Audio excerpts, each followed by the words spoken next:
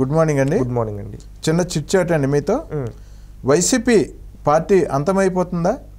YCP పార్టీలో ఉన్న ఎమ్మెల్యేలు అందరూ ఇతర పార్టీలు అంటే కాంగ్రెస్లోకి నిన్న వైసీపీ ఎమ్మెల్యే ఉన్నమట్ల ఎలిజా గారు జాయిన్ అయ్యారు.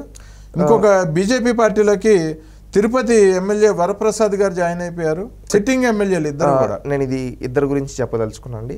వీళ్ళిద్దరు గురించి చెప్పదలుచుకున్నప్పుడు వైసీపీ అంతం అనేది 48 రోజుల్లో జరగబోతూ ఉంది. అది అందరికీ తెలిసిందే. ఇక్కడ వైఎస్ఆర్సీపీ పార్టీ ఏ విధంగా పైకి వచ్చిందో అదే విధంగా పాతాళంలోకి వెళ్ళిపోతూ ఉంది. ఎందుకంటే ప్రతి రాజకీయ పార్టీకి పునాదులు అనేది స్ట్రాంగ్గా ఉంటే ఎన్ని సంక్షోభాలైనా తట్టుకొని నిలబడుతుంది. ఈ రోజు ఏమైందంటే ఆంధ్రప్రదేశ్ రాష్ట్రంలో గాలికి వచ్చింది ఈ వైఎస్ఆర్సీపీ పార్టీ అనేది. ఏంటంటే గాలికే పోతా ఉంది. ఇక్కడ ఏంటంటే క్లారిటీగా మనం ఒకటి తెలుసుకోవాల్సింది, వైఎస్ఆర్సీపీ రాజశేఖర రెడ్డి గారి మరణం తర్వాత పదవి కోసం పుట్టింది. జగన్మోహన్ రెడ్డి గారి పదవి కాంక్ష కోసం. ప్రజలు ఎవరు నమ్మల. 2019లో అనేక అసత్య ఆరోపణలు చేసి చంద్రబాబు నాయుడు గారు లేనట్టుగా బురద జల్లి ఈ విధంగా అసత్య కథనాలు వల్లించి అదే విధంగా పెయిడ్ మీడియాని పెయిడ్ సోషల్ మీడియాని పెట్టుకొని అదే విధంగా అసత్య హామీలు ఇచ్చి తన తండ్రిని చంపించారన్నారు. తన చిన్నానని చంపించుకొని తనకు తాను కోడికత్తి దాడి చేసుకొని అధికారంలోకి వచ్చింది ఎవరు? ఈ వైఎస్ఆర్సీపీ. 150 స్థానాలతో ప్రజలు ఇచ్చారు. ప్రజలు ఆ రోజు నమ్మారు. అధికారంలోకి వచ్చిన తర్వాత ప్రజలకు ఏమీ చేయకపోగా రాష్ట్రంలో కూల్చివేతలు, అదేవిధంగా రాష్ట్రాన్ని సర్వనాశం, రాష్ట్రంలో యువతకు ఉద్యోగాలు లేకుండా ఇరిగేషన్ ప్రాజెక్టులు గాలికి వదిలేయడం, మంత్రులు సైతం వల్గర్ వర్డ్స్ మాట్లాడడం, శాసనసభ్యులు కనీసం నియోజకవర్గ అభివృద్ధి గురించి మాట్లాడకపోగా నియోజకవర్గంలో ఉండే వనరులను దోచుకోవడం, ఆ దోచుకుని దాన్ని ముఖ్యమంత్రికి పంచిపెట్టడం, ఈ విధంగా జరుగుతూ ఉంది.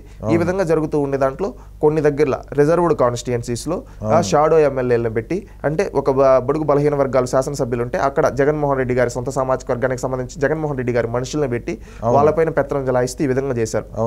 ఈ విధంగా వాళ్ళంతా ఈ రోజు రియలైజ్ అయ్యి ఆ బడుగు బలహీన వర్గాలకు సంబంధించిన ఎమ్మెల్యే వెళ్ళిపోతుంది. మీరు ఒక్కటి గమనించండి అండి, చెప్పండి. నేను ఒక్కటి చెప్తాను. జగన్మోహన్ రెడ్డి నా ఎస్సీలు, నా బీసీలు, నా ఎస్టీలు, నా మైనారిటీలు అంటారు. ఈ రోజు జగన్మోహన్ రెడ్డి గారిని వదిలి వెళ్ళిపోతూ ఉంది ఎవరో తెలుసా? ఆయన పార్టీ నుంచి ఎస్సీలు. ఎందుకో చెప్పమంటారా? మన ఈ రోజు కాంగ్రెస్ పార్టీలోకి వెళ్తూ ఉన్నారన్నారు. ఈ రోజు కాంగ్రెస్ పార్టీలోకి వెళ్లే వాళ్ళంతా ఎవరు తెలుసు? SC MLA, Nandikotkur MLA Arthur కావచ్చు, అదే విధంగా సత్యవేడికి సంబంధించిన ఆదిమూలం గారు కావచ్చు, అదే విధంగా పూతలపట్టుకు సంబంధించిన ఎంఎస్ బాబు గారు కావచ్చు, మళ్ళీ అదే విధంగా ఈ రోజు చింతలపూడి సంబంధించిన రిజర్వ్డ్ కాన్స్టిట్యూన్సీ ఎలిజా గారు కావచ్చు, అదే విధంగా ఇప్పుడు మీరు అన్నారు వరప్రసాద్, ఆయన గూడూరు శాసనసభ్యుడు, రిజర్వ్డ్, ఆయన బీజేపీలోకి. అంటే వీళ్ళంతా ఏంటంటే ఎస్సీ ఎమ్మెల్యేలంతా జగన్మోహన్ రెడ్డి గారిని వదిలిపోతున్నారు. నిజస్వరూపం చూశారంటారు వీళ్ళందరూ 5 ఏళ్లలో. నిజస్వరూపం చూశారు కాబట్టి ఈ ఎస్సీ ఎమ్మెల్యేలు వెళ్ళిపోయే వాళ్ళంతా ఎస్సీ ఎమ్మెల్యేలు, రిజర్వ్డ్ ఎమ్మెల్యే. ఈ నా ఎస్సీలు అంటాడు. నిజంగా నా ఎస్సీలని ఆయనకి చిత్తశుద్ధులు ఉంటే వాళ్ళ పార్టీలో ఎస్సీ ఎమ్మెల్యేలు మాత్రమే ఎందుకు పక్క పార్టీలోకి వెళ్తున్నారు? ఒక్కసారి ఆలోచించండి. ఈ ఎస్సీలకి మాటల్లో తప్పితే చేతల్లో ఏమీ చేయలేదు. వీళ్ళకి కనీసం గౌరవం ఇవ్వలేదు కాబట్టి ఆ ఎస్సీ ఎమ్మెల్యేలంతా వాళ్ళ దగ్గర కూర్చోబెట్టుకుంటాడు వాళ్ళని. అందుకని ఆత్మగౌరవాన్ని చంపుకోలేక వాళ్ళు వెళ్ళిపోయారు. ఈ రోజు కాంగ్రెస్ పార్టీలోకి ఎందుకు వెళ్తున్నారంటే, కాంగ్రెస్ పార్టీ బీజేపీలోకి తెలుగుదేశంలోకి ఎందుకు వస్తున్నారంటే ఆదిమూలం గారు తెలుగుదేశంలోకి వచ్చారు. అదే విధంగా ఎలిజా గారు కావచ్చు, ఆర్థర్ కావచ్చు కాంగ్రెస్ లోకి వెళ్ళారు, వరప్రసాద్ గారు బీజేపీలోకి. అంటే రాష్ట్రంలో వైఎస్ఆర్సీపీ పార్టీలో తప్పితే ఇంకే పార్టీలో అయినా మనకు ఆత్మగౌరవం ఉంటుంది. ప్రతి పార్టీలో ఎస్సీలకు ఆత్మగౌరవం ఇస్తారు, ఒక్క వైఎస్ఆర్సీపీలో తప్ప అని వాళ్ళు భావించారు. ఎందుకంటే వీళ్ళందరూ ఒకే పార్టీలోకి వెళ్ళాలి, ఒక్కొక్క పార్టీలోకి వెళ్ళారు వాళ్ళ విధి విధానాలకు తగ్గట్టుగా వాళ్ళ నియోజకవర్గంలో పరిస్థితులను బట్టి. దీంట్లో ఒక్కసారి మీరు గ్రహించండి, జగన్మోహన్ రెడ్డికి ఈసారి ఎస్సీలు ఎవరు ఓటు వేసే పరిస్థితిలో లేరు. ఎందుకంటే మీరు గమనిస్తే ఎస్సీల పైన చరిత్రలో ఎన్నడూ లేని విధంగా భారతదేశ చరిత్రలో అనేక దాడులు ఈ జగన్మోహన్ రెడ్డి గారి ప్రభుత్వంలో జరిగాయి.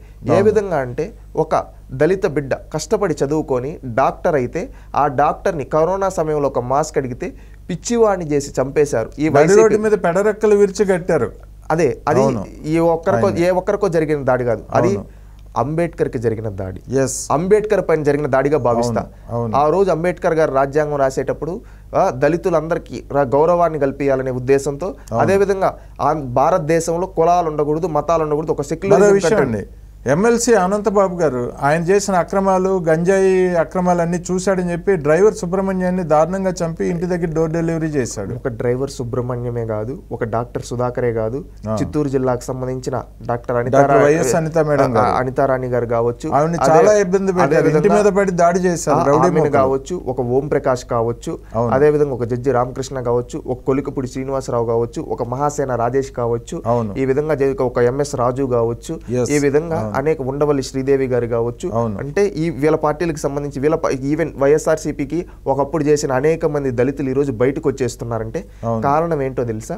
జగన్మోహన్ రెడ్డి యొక్క నిజ స్వరూపం. జగన్మోహన్ రెడ్డి ఏమంటే మైకుల ముందు నా ఎస్సీలు అంటాడు, బయట ఏమంటే వాళ్ళ కనీసం దగ్గరకు కూడా రాకుండా వాళ్ళకి వ్యవహారాలన్నీ చూస్తుంటే రాబోయే ఎన్నికల్లో జగన్మోహన్ రెడ్డి వైఎస్ఆర్సీపీ పార్టీకి సమాధి కట్టడానికి ప్రజలు డిసైడ్ అయిపోయారని అంటారా?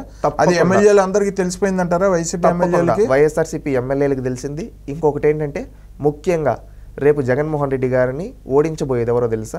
ఎస్సీలు, దళితులు. ఎందుకంటే మా దళితుల్ని చంపిన నిన్ను చిత్తుగా ఓడించి మా దళిత డాక్టర్ సుధాకర్కి, అదేవిధంగా మా దళిత డ్రైవర్ సుబ్రహ్మణ్యంకి, అదేవిధంగా మా ఓం ప్రకాష్కి నివాళులు అర్పించుకుంటాం అని చెప్పి ఈ రోజు వీళ్ళు దళితులంతా చెప్తూ ఉన్నారు. ఇంకొకటి ఏంటంటే ఈ జగన్మోహన్ రెడ్డి మాటలు నమ్మే పరిస్థితులు ఈ రోజు రాష్ట్రంలో దళితులు లేరు. ఎందుకంటే క్రిస్టియన్ మిషనరీ భూములు దోచుకుంటున్నారు వీళ్ళ నాయకులు, అదే విధంగా వీళ్ళకి రావాల్సిన సప్లాన్ నిధులు ఇవ్వటం లేదు, అదే విధంగా వీళ్ళకి రావాల్సిన అనేక స్కీముల్ని, చర్చిలను కూడా ధ్వంసం చేస్తున్నారు, చర్చిలను ధ్వంసం చేశారు. అనేక మంది దళితుల్ని, పాస్టర్స్ మీద దాడులు చేయడం కూడా జరిగింది. పాస్టర్స్ పైన దాడులు ఇవే కాదండి, అనేకంగా చాలా జరిగాయి. ఏంటంటే ఈరోజు ఒకప్పుడు పురాణాల్లో కూడా ఈ విధంగా దళితులను ఎక్కడ అవమానించలేదు, అంత ఘోరంగా ఈ జగన్మోహన్ రెడ్డి అవమానించాడు. మాటలు మాత్రం చెప్తాడు, చేతల్లో కనీసం వాళ్ళకి గౌరవం కల్పించడం లేదు. అందుకని దళితులంతా వాళ్ళ ఆత్మగౌరవం కోసం ఈ రోజు పోరాడుతూ ఉన్నారు. ఈ రోజు చెప్పబోయే దాన్ని బట్టి జగన్మోహన్ రెడ్డి పాలన అంతం కాబోతుందంట. జగన్మోహన్ రెడ్డి గారి పాలన అంతం కాబోతూ ఉంది. జగన్మోహన్ రెడ్డిని అంతమొందించడానికి ఆంధ్రప్రదేశ్ రాష్ట్రంలోని దళితులు అంతా ఏకతాటిపైకి వచ్చి, ముఖ్యంగా దళితులు ఏకతాటిపైకి వచ్చి రేపు ఎందుకంటే మా దళిత ఎమ్మెల్యేలు మేము గెలిపించుకుంటే వాళ్ళకి కనీసం గౌరవం ఇవ్వకుండా నువ్వు అవమానించావు. ఈ రోజు వాళ్ళు అవమానపడి బయటకు వచ్చేస్తూ ఉన్నారు. ఎందుకో తెలుసా? నీ నిజ స్వరూపం తెలిసి ఇంతమంది మా దళిత ఎమ్మెల్యేలు నువ్వు అవమానించినందుకు నీ ప్రభుత్వాన్ని నువ్వు మా దళిత ఓట్లతో గెలిచావు. మా దళిత ఓట్లతో నువ్వు గెలిచి ఈ రోజు మా దళితుల్ని అణగదొక్కుతూ ఉన్నావు. మా దళిత ఎమ్మెల్యేలను వాడుకొని వదిలేసావు. మా దళిత ఎమ్మెల్యేల చుట్టూ నీ షాడో ఎమ్మెల్యేలను పెట్టావు. అందుకని మా దళితుల ఆత్మగౌరవం కోసం, మా దళితుల్ని కాపాడుకోవడం కోసం నీ ప్రభుత్వాన్ని ఓడించి మేము మా దళిత దైవమైన అంబేద్కర్కి నివాళులు అర్పిస్తాం. అదే విధంగా నీ ప్రభుత్వంలో చనిపోయిన ప్రతి ఒక్క దళితులకి మేము నిజమైన నివాళులు అర్పిస్తాం. నిన్ను ఓడించి జగన్ నిన్ను భూస్థాపితం చేస్తామని చెప్పి ఈ రోజు ఆంధ్రప్రదేశ్ రాష్ట్రంలోని దళితులంతా ముక్త కంఠంతో చెప్తున్నారు. థ్యాంక్ యూ అండి, ధన్యవాదాలు, చాలా బాగా చెప్పారు.